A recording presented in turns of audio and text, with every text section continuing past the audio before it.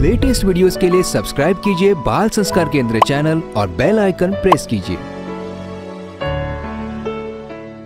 कहानी देवी उभय भारती से शास्त्रार्थ। मंडन मिश्र ने शंकराचार्य जी को प्रार्थना की। आचार्य, मुझे शास्त्र विधि अनुसार संन्यास की दीक्षा दीजिए।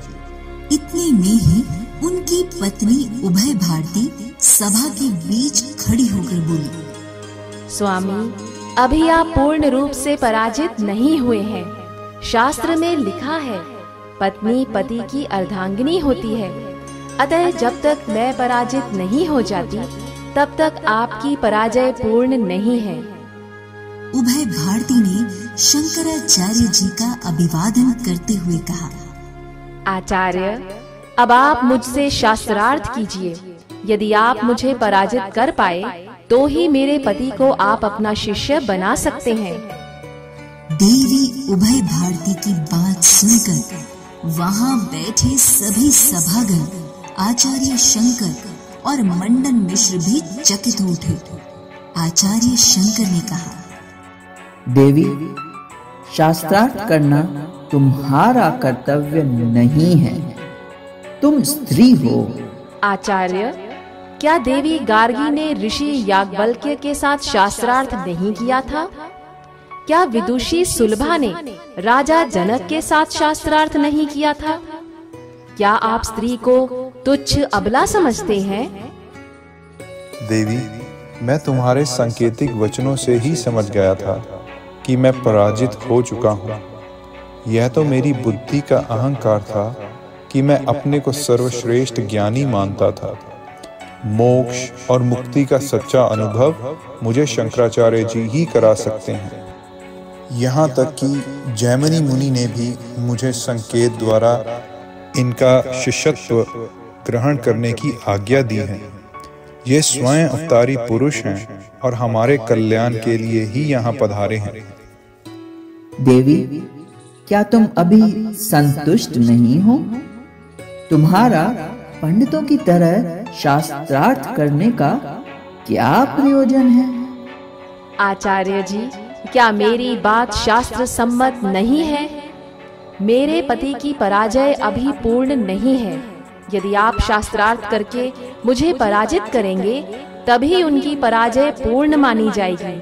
और यदि आप मुझसे शास्त्रार्थ नहीं करना चाहते हैं, तो अपनी पराजय स्वीकार कीजिए। सभा में चारों तरफ सन्नाटा छा गया। देवी, मैं पराजय स्वीकार नहीं कर सकता। मैंने कुमारिल भट्ट को वचन दिया है कि मैं मंडन मिश्र को अपना शिष्य बनाऊंगा। इसलिए मुझे तुम्हारी शास्त्रार्थ की चुनौती स्वीकार है। तो फिर ठीक है, कल शास्त्रार्थ होगा। आज आप विश्राम कीजिए। ऐसा कहते हुए उभय भारती अपने पति के साथ निवास स्थान पर चली गई। शंकराचार्य जी भी अपने शिष्यों सहित विश्राम स्थल की ओर चल पड़े। बाकी सभाजन अपने अपने घर की ओर चल पड़े। अगले दिन शास्त्रार्थ पुनः प्रारंभ हुई। उभय भारती ने इस बार और भी कई जटिल प्रश्नों की झड़ी लगा दी। देवी का इतना शास्त्रों का गूढ़ ज्ञान और विलक्षण प्रगाढ़ता देखकर सभी सभासद, यहाँ तक कि मंडन मिश्र भी स्वयं को लज्जित महसूस करने लगे कि वे व्यर्थ ही अपने को ज्ञानी मानते थे। बल्कि उनसे भी बड़ा ज्ञानी तो यह स्त्री है, जो आज साक्षात देवी सरस्वती का स्वरूप लग रही है। हमारी विद्वता तो इनके आगे कुछ भी नहीं है। इस प्रकार सभी आश्चर्य और लज्जा से पूर्ण चुपचाप बैठे रहे और उनका शास्त्रार्थ सुनते रहे। परंतु जहाँ से सारा ज्ञान स्फुरित होता है, आचार्य शंकर उसी ज्ञान में पूर्ण स्थित है। आचार्य शंकर ने उनके एक एक प्रश्न का बड़ी सटीकता से उत्तर दिया। शास्त्रार्थ करते करते सुबह से शाम हो गई। देवी सरस्वती विचार करने लगी।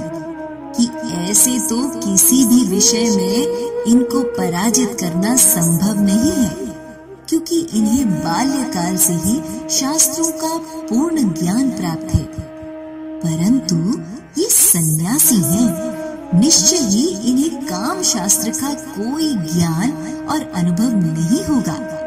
इसलिए अब मैं काम शास्त्र में इनको पराजित करूंगी।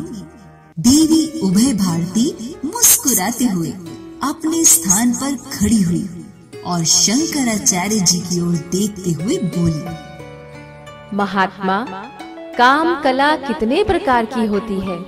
काम का क्या लक्षण है? किन किन क्रियाओं से काम का आविर्भाव होता है और किन किन भावों से कामना तिरोहित हो जाती है?